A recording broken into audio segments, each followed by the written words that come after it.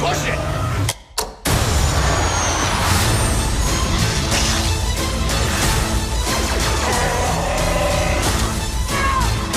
So glad we took this job!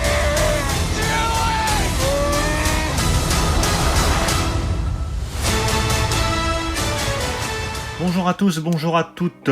Alors aujourd'hui on se retrouve pour une présentation de Steelbook, mais avant toute chose, je voulais faire un point au niveau des expéditions Zavi sur cette collection Star Wars. Alors depuis plusieurs mois que cette collection a commencé, on a eu pas mal de déconvenues. Donc je vous rappelle que on a eu un problème sur le Steelbook de l'Empire Contre-Attaque qui n'a pas le visuel qui était attendu comme tous les autres, à savoir un visuel avec l'affiche originale. De plus, celui-ci est arrivé rayé sur plusieurs côtés du Steelbook.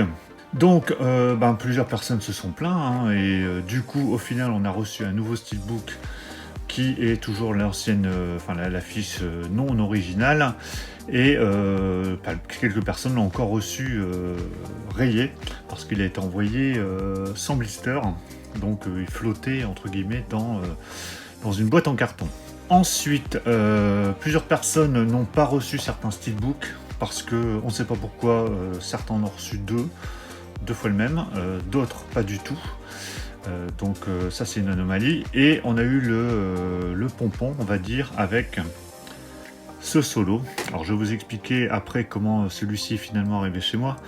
Mais ce solo qui a été envoyé c'était début novembre, donc il y a plus d'un mois.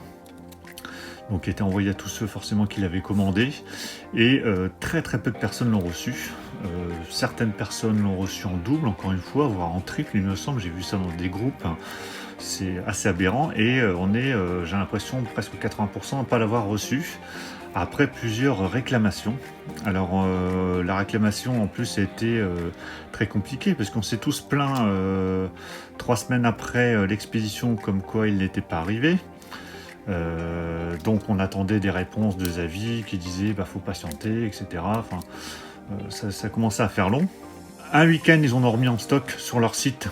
Donc je me suis dit c'est pas grave, ça va arriver. Certains l'ont recommandé à ce moment-là. Alors c'est ce que j'aurais dû faire à l'époque. Parce qu'au final, quelques jours après, Zavi nous a envoyé un mail pour nous dire qu'il ne comprenait pas et qu'il propose un remboursement, mais que le Steelbook en question n'était plus en stock. Donc du coup, qu'est-ce qui s'est-il passé avec ces Steelbooks de solo? Est-ce qu'ils ont réellement été envoyés? J'ai vraiment un doute parce que qu'ils en perdent quelques-uns, soit. Mais là, il y a eu vraiment beaucoup de personnes qui ne l'ont pas reçu. Donc finalement, comme j'en avais parlé sur certaines vidéos et après avoir changé avec quelques personnes, une personne qu'on avait reçu 2 a été très sympa de m'en céder un à prix très convenable, on va dire, pas forcément au prix auquel il était vendu à la base, mais pas très loin. Donc j'ai réussi à faire une transaction avec lui et j'ai pu récupérer ce Steelbook parce que c'est vrai quand on commence une collection, c'est dommage de s'arrêter en cours de route avec un exemplaire manquant. Donc j'ai réussi à en récupérer un in extremis parce que j'ai vu que les prix après s'envolaient. Donc au moins j'ai la collection complète. Bon, je ne l'ai pas encore déballé. J'allais dire je vous attendais, mais j'attendais de faire cette vidéo pour le déballer avec vous, comme je l'ai fait avec tous les autres. Et en espérant qu'il soit en bon état. Et qu'il n'y ait pas de problème. Voilà, donc c'était mon petit coup de gueule sur Zavi, parce que depuis quelques semaines, quelques mois même, alors je veux bien qu'il y ait les problèmes du Covid, mais à un moment donné, il y a eu beaucoup de problèmes d'expédition, de Steelbook qui arrivent pétés. Donc je crois sérieusement que je vais limiter mes commandes sur ce site et me contenter de commander certains Steelbooks qui seraient vraiment exclusifs et que je souhaiterais vraiment. Parce que pour le reste, je trouve que ça laisse vraiment à désirer récemment. Et il faut vraiment faire des milliers et des cents pour récupérer gain de cause par la suite, quand on réussit à récupérer gain de cause. Allez, trêve de blabla, je vais vous déballer ce Steelbook de solo. Alors, au niveau des spécificités audio, sur le 4K, on a le droit à de l'audio en 7.1 Dolby Atmos pour la version anglaise et de l'allemand, de l'italien, du japonais et du français en 7.1. Sur le Blu-ray, on a le droit du DTS Master Audio pour l'anglais et du Dolby Digital Plus 7.1 pour le français. Voilà. Et puis, comme d'habitude, plein de bonus. Allez, je le déballe.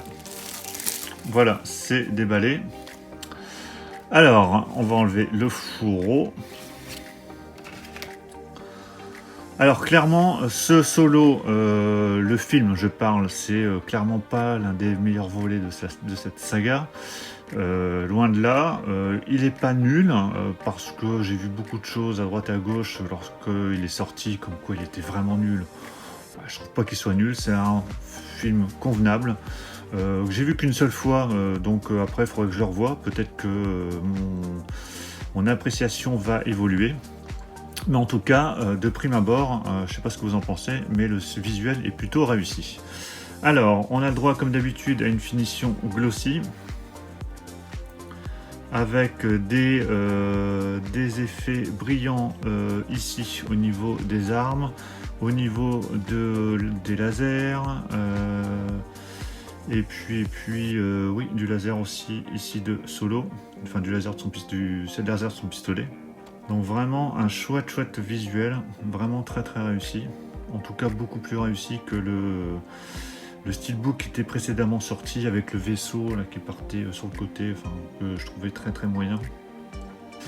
Sur le côté, donc là pour le coup on a le titre qui est un peu rikiki je trouve par rapport aux autres titres des précédents films. Bon, il a le mérite d'être là, on n'a pas les têtes, c'est déjà bien. On a le logo Lucasfilm en haut et le logo 4K Ultra HD sur le bas. Et voilà le dos avec Chewbacca. Donc pas de coup. Bon, j'ai peur mais c'est pas un coup. Pas de rayures sur la tranche.